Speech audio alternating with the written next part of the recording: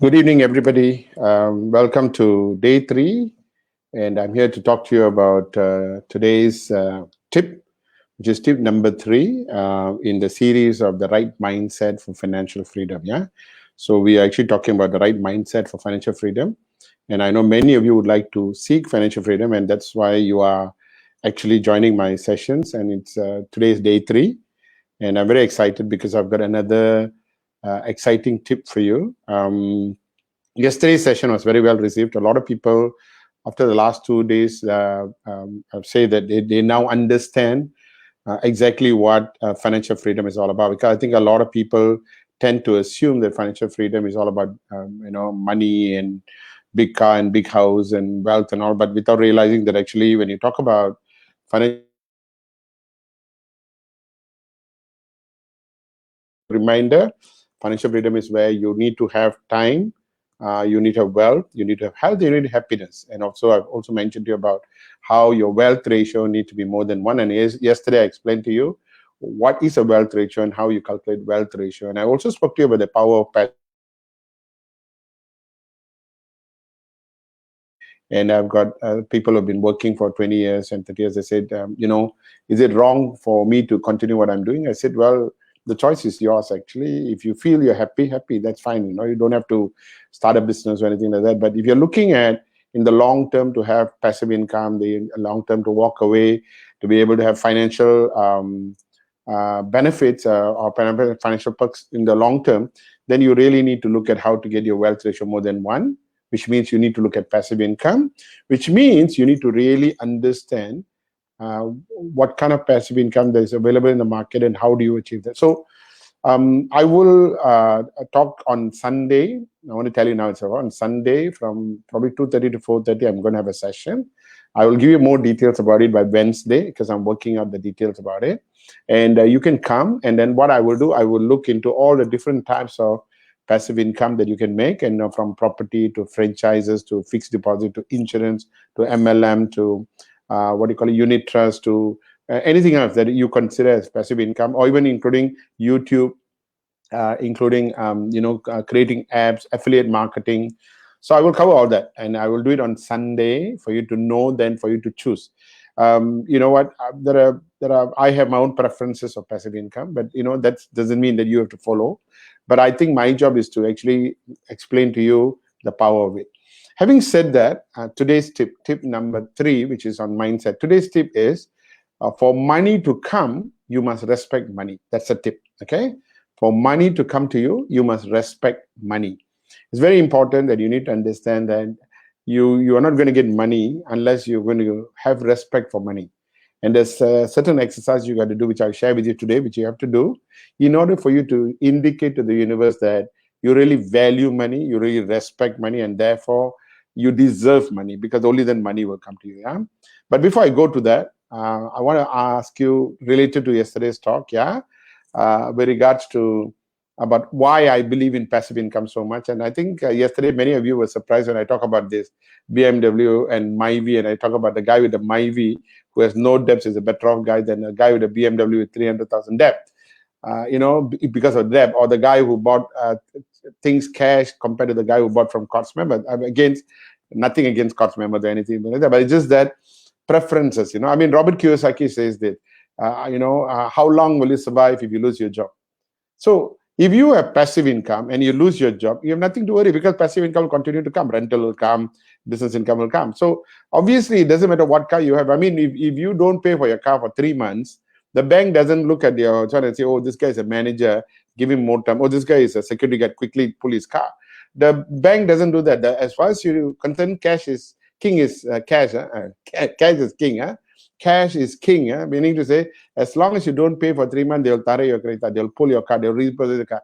They don't look at your profession and say, oh, you're high level or you're low level. They don't do that, because ultimately it's a payment thing, right?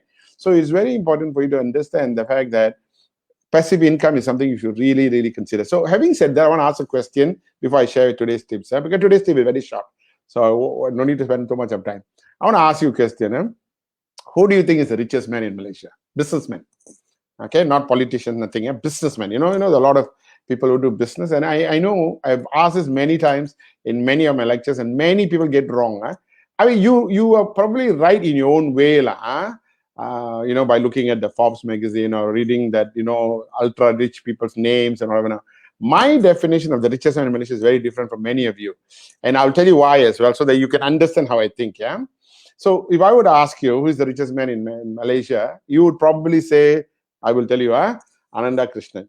Some of you will say who owns Maxis and Astro. Some of you will say, oh no, it must be, what do you call it, Tony Fernandez, for example. Of course, with the pandemic, Tony is not doing too well. Or Tan Sri Lim Gotong, who has got, what do you call it, Genting Highlands, or, different people, Koch Foundation, Kwok and whatever. He's not even around now, I think he has already left this country already, but a lot of people say the things, but my opinion is very different. If you say Ananda Krishnan is the richest man because he's got Astro and Maxis, well, the reason why he's rich is probably about Astro and Maxis. But what if he loses both? Now Astro is having a lot of problem because of Netflix and Amazon Prime and all, isn't it? What about Maxis if it doesn't get licensed? Or Tony Fernandez, what if he doesn't get licensed to renew to run Asia? Or what if Genting Highlands doesn't get licensed to run the casino? So this is what I think. The richest man in Malaysia is actually Tan Sri Vincent Tan. I think many of you know Tan Sri Vincent. Now maybe you do not know. He owns the Berjaya Group. But I'm not talking about a Berjaya Group. I'm not talking about Tan Sri Vincent Tan. I will tell you why I think he's the richest man. Okay, he is the richest man in Malaysia because, number one, he owns a lot of franchises. For example, he owns 7-Eleven outlets. Now, there are almost 2,500 7-Eleven outlets in Malaysia, more than 2,000. You know what? If let's say 50 of those outlets are robbed or, burglarized or they don't do too well, he still has got another 2,000 outlets to give him money. He owns Starbucks outlets. Now, if some Starbucks outlets don't do well, now there are, I think, 200 over Starbucks outlets in Malaysia. He still makes money. He owns the pharmacies, I think it's called Tiga Alliance Pharmacies. He owns Kenny Rogers. Kenny Rogers has so many outlets. One outlet, two outlets, never do well, doesn't matter. But he owns Berjaya Toto, 20,000 outlets. You see, he owns what you call a franchise business. And when you own a franchise, he owns the Sheraton's Hotel in Malaysia. So when you own a franchise business and you are diversified, you'll always need to understand that you'll make money. Because if one thing goes bad, the other thing will make money. And when you do franchise, you're looking like, say, 2,000 outlets of certain things. Some will make money, some will not. So that's why passive income is very important, because he makes passive income from 2,000 7-Eleven outlets. He makes passive income from 200 Starbucks outlets. He makes passive income from don't know how many Kenny Rogers outlets and so on and so forth. So it is very important for you to understand why I believe about franchising, passive income and all. Yeah. Okay. So let's go back to today's one. So today's tip is, for money to come, you must respect money. And that, you see, how do you respect money? How do you respect money? Do you pray to money? Do you, when you see money, take and put inside a pocket? Do you take it and kiss the money? Do you talk to your money? Do you put it in a frame and put it up? How do you respect money? A lot of people got different ways. Actually, let me tell you something. You respect money when you are careful with how you spend the money. That's the key. And I'm not saying being stingy. I'm saying that you need to keep record about how you spend the money. That's how you show respect. When you do that, more money will come to you. Okay? And I've told you many times, it's like God will never give flowers to a monkey because monkey don't know what to do. Similarly, whatever it is, you need to know that you want to make money. You need to start showing God or the universe, I respect money, and I believe, I value money. I want.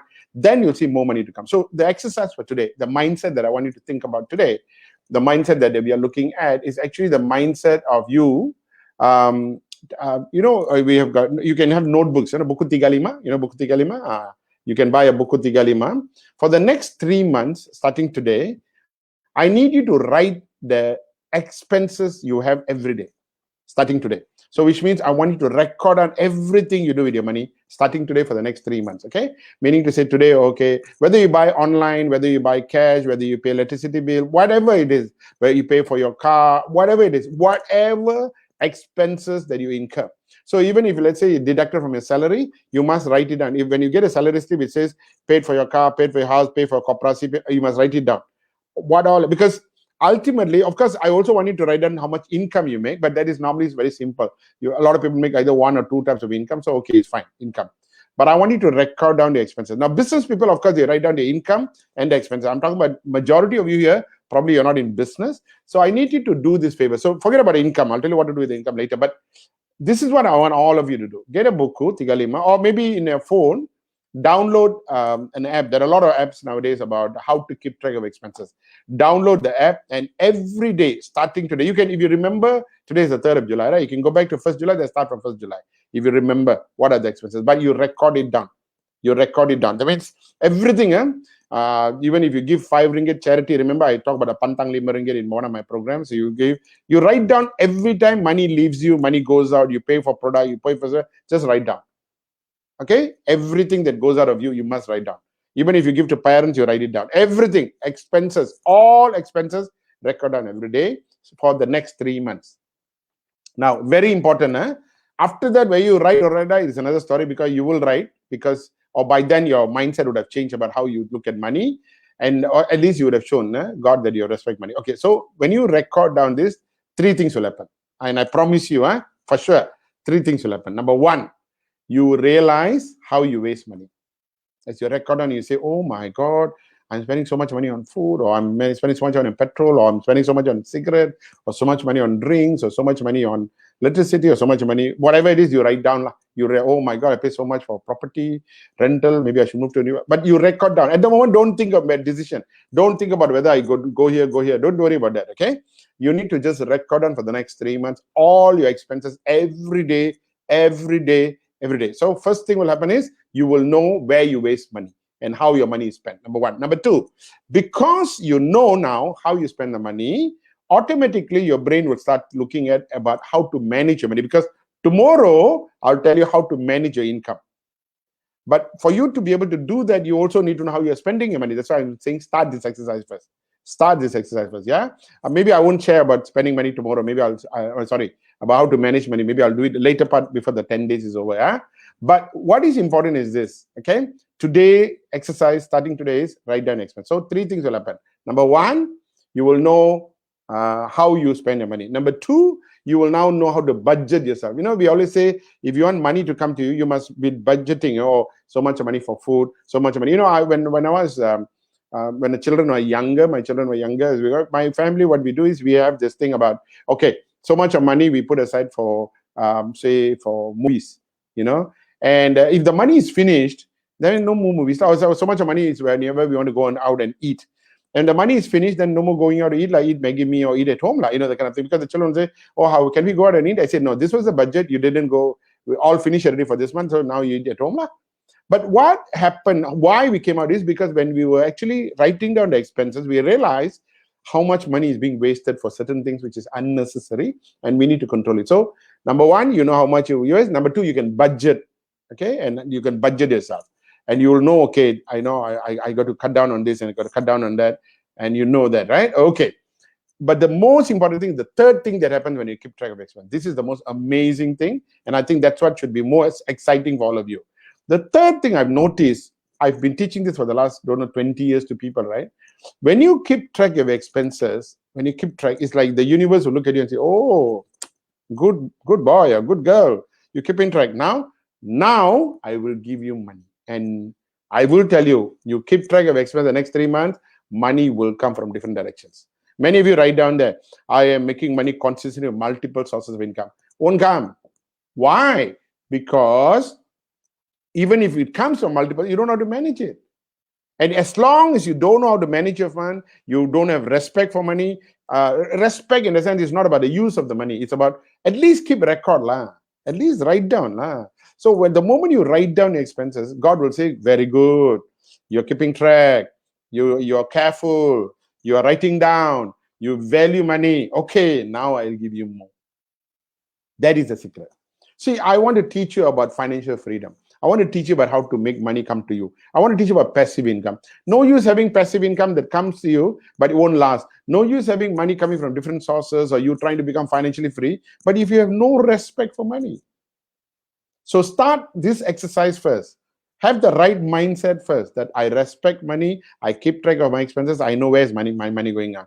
And all you got to do is buy a buku 35, you know, the 3-5 book, you know, where you keep along records about, or, you know, you go to the provision shop, what do you buy, the kind of thing a lot of people do. Okay, take that book. Now you start writing down every day how did the money go. So if your wife has got, husband has got a different income and expense, right? Separately, wife has got different income and expense, right? Based on what you are spending, you write it down.